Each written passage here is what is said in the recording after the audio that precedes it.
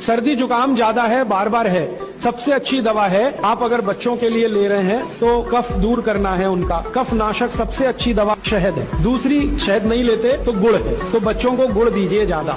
उनको चूना भी दे सकते हैं, चूना कफ का भी नाश करता है, वात का तो करता ही है, कफ का भी करता है। गाय का घी नाक में डाल सकते हैं। हल्दी जबरदस्त कफ नाशक है, तो दूध में हल्दी मिलाकर दीजिए, और दूध हल्दी थोड़ा घी मिलाएं तो और भी अच्छा कॉम्बिनेशन है। तो जिनको सर्दी जुकाम बार बार होते हैं उसके लिए